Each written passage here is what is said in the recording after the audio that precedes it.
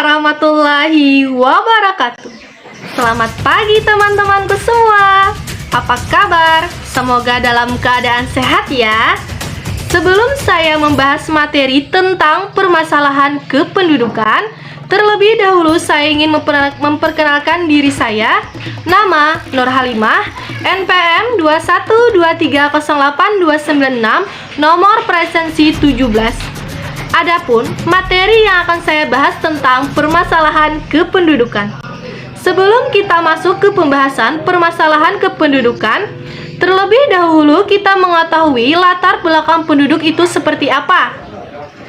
Penduduk adalah semua orang yang menempati suatu wilayah hukum tertentu dan waktu tertentu, sehingga mengenal istilah penduduk tetap atau penduduk yang berada dalam suatu wilayah dalam waktu lama, dan penduduk tidak tetap atau penduduk yang berada dalam suatu wilayah untuk sementara waktu. Sedangkan warga negara Indonesia adalah semua orang yang tinggal di wilayah negara Republik Indonesia, baik penduduk asli maupun keturunan asing yang telah disahkan oleh undang-undang sebagai warga negara Indonesia. Oleh karena itu, kita sering menemukan istilah WNI pribumi atau penduduk asli Indonesia, WNI keturunan, misalnya keturunan Tionghoa, Belanda, Amerika, dan sebagainya, dan WNA.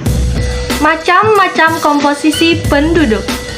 Yang pertama, berdasarkan aspek biologis. Penduduk di suatu desa digolongkan berdasarkan umur dan jenis kelamin. Yang kedua, komposisi penduduk menurut umur. Komposisi penduduk adalah pengelompokan penduduk berdasarkan kriteria-kriteria tertentu dengan tujuan pengelompokan tersebut. Komposisi penduduk diperlukan dalam suatu negara karena dijadikan dasar pengambilan kebijakan dalam pelaksanaan pembangunan. Komposisi penduduk menurut umur dan jenis kelamin merupakan variabel yang sangat penting dalam demografi. Hal ini disebabkan karena dalam setiap pembahasan tentang penduduk melibatkan variabel umur dan jenis kelamin. Komposisi penduduk menurut umur disebut juga struktur penduduk. Yang ketiga, berdasarkan umur.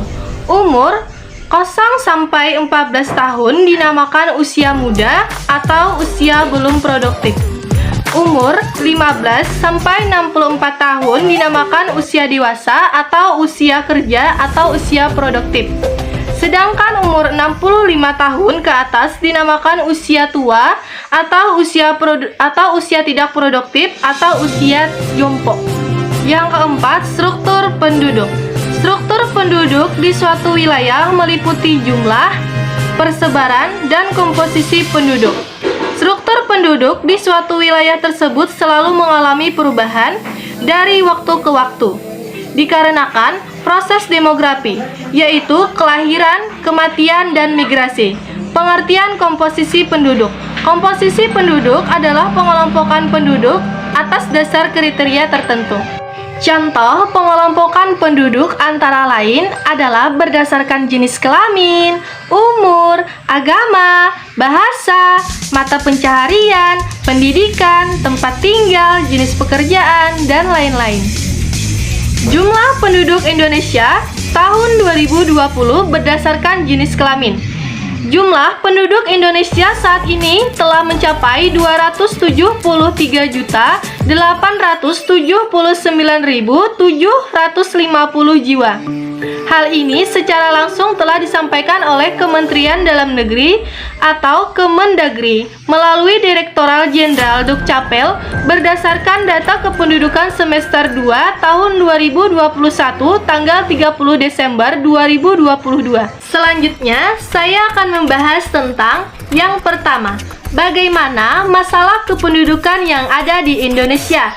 Yang kedua, mengapa terjadi masalah kependudukan. Yang ketiga, faktor apa yang menyebabkan masalah kependudukan.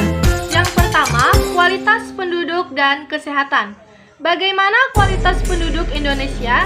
Secara spontan, kita pasti akan mengatakan bahwa kualitas penduduk Indonesia masih tergolong rendah. Kualitas penduduk dicerminkan dari tingkat pendapatan, tingkat pendidikan, dan tingkat kesehatan. Yang pertama, dari tingkat pendapatan. Rendahnya pendapatan per kapita penduduk di Indonesia terutama disebabkan oleh A. Pendapatan nasional yang masih rendah.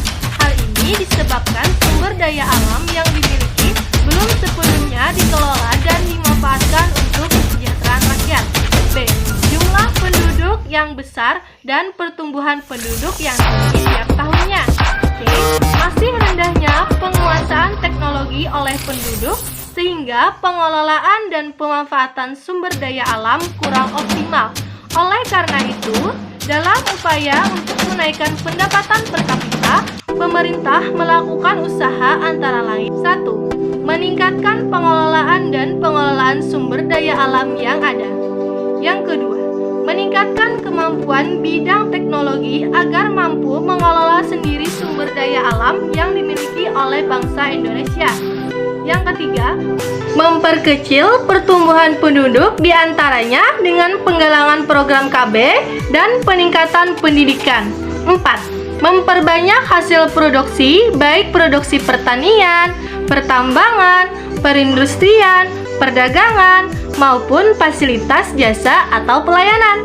Yang kelima, memperluas lapangan kerja agar jumlah pengangguran tiap tahun selalu berkurang. 2. Tingkat pendidikan. Pemerintah Indonesia telah berusaha keras untuk meningkatkan mutu pendidikan penduduk melalui berbagai program pemerintah di bidang pendidikan, seperti program beasiswa, adanya bantuan operasional sekolah atau BOS, program wajib belajar, dan sebagainya. Walaupun demikian, karena banyaknya hambatan yang dialami, maka hingga saat ini tingkat pendidikan bangsa Indonesia masih tergolong rendah. Beberapa faktor yang menyebabkan rendahnya tingkat pendidikan penduduk Indonesia sebagai berikut. A. Rendahnya kualitas sarana fisik. Untuk sarana fisik misalnya, banyaknya sekolah dan perguruan tinggi kita yang gedungnya rusak, kepemilikan dan penggunaan media belajar rendah. Buku perpustakaan tidak lengkap, sementara laboratorium tidak standar, pemakaian teknologi informasi tidak memadai, dan sebagainya. Bahkan masih banyak sekolah yang tidak memiliki gedung sendiri, tidak memiliki perpustakaan, tidak memiliki laboratorium, dan sebagainya. B. Rendahnya kesejahteraan guru. Rendahnya kesempatan pemerataan pendidikan, sementara itu layanan pendidikan usia dini masih sangat terbatas. Kegagalan pembinaan dalam usaha dini nantinya tentu akan menghambat pengembangan sumber daya manusia secara keseluruhan.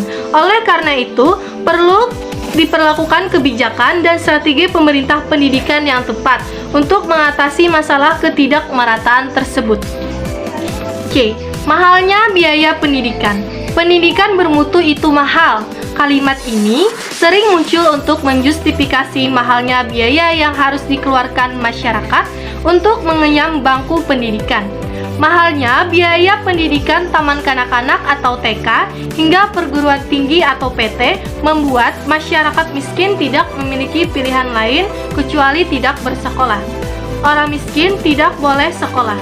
Pendidikan berkualitas memang tidak mungkin murah, atau tepatnya tidak harus murah atau gratis, tetapi persoalan siapa yang seharusnya membayarnya. Pemerintah sebenarnya yang berkewajiban untuk menjamin setiap warganya memperoleh pendidikan dan menjamin akses masyarakat bahwa untuk mendapatkan pendidikan bermutu. D. Rendahnya kesempatan pemerataan pendidikan. Sementara itu, layanan pendidikan usia dini masih sangat terbatas. Kegagalan pembinaan dalam usia dini nantinya tentu akan menghambat pengembangan sumber daya manusia secara keseluruhan. Oleh karena itu, diperlukan kebijakan dan strategi pemerataan pendidikan yang tepat untuk mengatasi masalah ketidakmerataan tersebut. Rendahnya pendapatan per kapita penduduk menyebabkan orang tua tidak mampu membiayai anaknya sekolah, sehingga banyak anak yang putus sekolah atau berhenti sekolah sebelum tamat. F. Ketidakseimbangan antara jumlah murid dengan sarana pendidikan yang ada seperti kelas, guru, dan buku-buku pelajaran. Hal ini menyebabkan tidak semua anak usia sekolah terpampang belajar di sekolah, terutama di daerah pelosok dan terpencil yang sulit dijangkau program pemerintah. F. Masih kurangnya kesadaran penduduk terhadap pentingnya pendidikan sehingga anak tidak disekolahkan, tetapi justru diarahkan untuk bekerja membantu memenuhi ekonomi keluarga. Adapun usaha pemerintah untuk meningkatkan pendidikan di Indonesia yaitu yang pertama, menambah jumlah sekolah dari tingkat SD sampai perguruan tinggi. Yang kedua, pelaksanaan program wajib belajar pendidikan dasar 9 tahun yang telah dimulai tahun ajaran 1994 sampai 1995. Yang ketiga, pemberian beasiswa kepada pelajar dari keluarga tidak mampu tetapi berprestasi di sekolah. Yang keempat, menambah sarana pendidikan seperti alat keterampilan dan olahraga. 3. Tingkat kesehatan. Tingkat kesehatan penduduk merupakan salah satu faktor yang menunjang keberhasilan pembangunan. Tingkat kesehatan suatu negara dapat dilihat dari besarnya angka kematian bayi dan usia harapan hidup penduduknya. Hal ini terlihat dari tingginya angka kematian bayi dan angka harapan hidup yang lebih rendah dibandingkan dengan negara-negara maju. Masalah gizi yang masih dihadapi oleh bangsa Indonesia adalah yang pertama, kekurangan vitamin A. Kekurangan dari vitamin A dapat mengakibatkan 1. Masalah penglihatan, 2. Masalah kulit dan selaput lendir, 3. Kekebalan tubuh menurun. Adapun cara mencegah kekurangan vitamin A, kekurangan vitamin A sebenarnya bisa dicegah dengan mudah. Caranya adalah dengan menerapkan pola makan sehat bergizi seimbang, termasuk mengonsumsi makanan tinggi vitamin A. Secara alami, vitamin A dapat ditemukan dalam sayuran berdaun hijau gelap seperti bayam, sawi, dan kangkung. Buah yang tinggi kandungan beta-karotin seperti aprikot dan buah persik. Sayuran berwarna merah atau oranye seperti wortel, labu, atau ubi jalar. Hati sapi, kuning telur, minyak ikan, dan susu atau sereal yang diperkaya vitamin A. Yang kedua, penyakit yang ditimbulkan apabila kurang kalori dan protein, yaitu penyakit marasmus, kekurangan asupan energi dan protein, sedangkan kwashiorkor adalah malnutrisi karena kekurangan protein meski asupan energinya cukup. Maka marasmus adalah kekurangan asupan energi atau kalori dari semua bentuk makronutrien yang mencakup karbohidrat, lemak, dan protein. Ini merupakan salah satu bentuk gizi buruk. C. Kekurangan zat besi, dan D. Penyakit gondok. Adapun usaha-usaha yang dapat dilakukan untuk meningkatkan kualitas kesehatan penduduk Indonesia, yang pertama, melaksanakan program perbaikan gizi. Yang kedua, perbaikan lingkungan hidup dengan cara mengubah perilaku sehat penduduk serta melengkapi sarana dan prasarana kesehatan.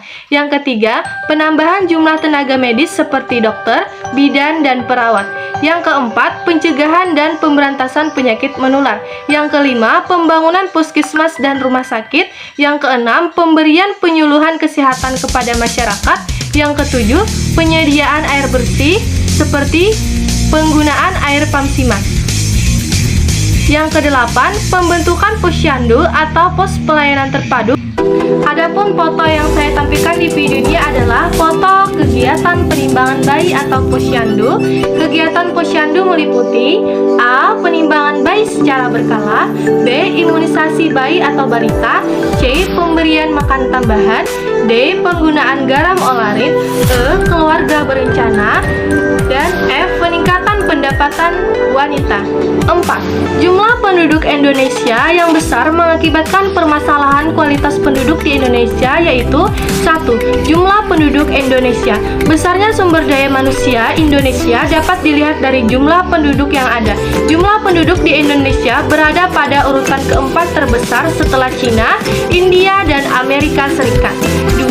Pertumbuhan penduduk Indonesia. Peringkat penduduk dinamakan pertumbuhan penduduk. Angka pertumbuhan penduduk Indonesia lebih kecil dibandingkan Laos, Brunei, dan Filipina. 5. Mobilitas atau persebaran penduduk tidak merata. Banyaknya masyarakat Indonesia yang bermigrasi ke kota-kota besar mengakibatkan terjadinya kepadatan di kota-kota besar. Namun, fasilitas dan perekonomian di daerah perkotaan semakin meningkat, sedangkan pada daerah yang ditinggalkan penduduknya tidak mengalami kemajuan sama sama sekali sehingga ketidakseimbangan antara pertumbuhan penduduk daerah dan perkotaan dan pedesaan. Persebaran atau distribusi penduduk adalah bentuk penyebaran penduduk di suatu wilayah atau negara, apakah penduduk tersebut tersebar merata atau tidak. Kepadatan penduduk adalah angka yang menunjukkan jumlah rata-rata penduduk pada setiap kilometer pada suatu wilayah negara. Faktor-faktor yang mempengaruhi penyebaran dan kepadatan penduduk tiap-tiap daerah atau negara sebagai berikut. 1. Faktor fisiografis meliputi keadaan fisik pulau tersebut, misal keadaan tanah, iklim, dan cuaca. 2. Faktor biologis meliputi keanekaragaman makhluk hidup yang ada. 3. Faktor kebudayaan dan teknologi meliputi kemajuan teknologi yang ada. Kepadatan penduduk dapat dibedakan menjadi dua macam, yaitu 1. Kepadatan penduduk aritmatik sangat mudah dalam perhitungannya. Data kepadatan penduduk aritmatik sangat bermanfaat. Contohnya adalah dengan diketahui tingkat kepadatan penduduk di suatu wilayah, maka dapat digunakan untuk perencanaan penyediaan fasilitas sosial. Jika pada suatu daerah memiliki kepadatan penduduk aritmatik yang rendah, maka penyediaan fasilitas kesehatan seperti puskesmas dapat digabung dengan daerah yang berdekatan. Yang kedua, kepadatan penduduk Indonesia antara pulau yang satu dan pulau yang lain tidak seimbang. Selain itu, kepadatan penduduk antar provinsi yang satu dengan provinsi yang lain tidak juga seimbang. Tujuan pelaksanaan transmigrasi yaitu A. Meratakan persebaran penduduk di Indonesia. B. Peningkatan taraf hidup transmigran. C. Pengolahan sumber daya alam. D. Pemerataan pembangunan di seluruh wilayah Indonesia. E. Menyediakan lapangan kerja bagi transmigran. F. Meningkatkan persatuan dan kesatuan bangsa. G. Meningkatkan pertahanan dan keamanan wilayah Indonesia. Kesimpulan dari video ini, kependudukan adalah masalah yang paling penting dalam pembangunan suatu negara karena dapat menghambat pembangunan nasional yang sedang dilaksanakan. Dengan persebaran penduduk yang lebih merata dimaksudkan untuk membantu mengurangi berbagai beban sosial, ekonomi, dan lingkungan yang ditimbulkan akibat tekanan kependudukan yang semakin meningkat. Di samping itu, persebaran penduduk yang lebih merata juga dimaksud untuk membuka dan mengembangkan wilayah baru guna memperluas lapangan kerja dan memanfaatkan sumber daya alam sehingga lebih berhasil guna. Jumlah penduduk yang lebih sedikit akan mempermudah pemerintah untuk meningkatkan derajat hidup, kesehatan, dan kesejahteraan masyarakat Indonesia. Dengan demikian, hasil pembangunan dapat dinikmati oleh seluruh lapisan masyarakat, baik di wilayah yang berkepadatan tinggi maupun di wilayah baru. Itu saja yang saya dapat sampaikan. Salah khilaf mohon maaf. Wabillahi taufik wal hidayah. Wassalamualaikum warahmatullahi wabarakatuh.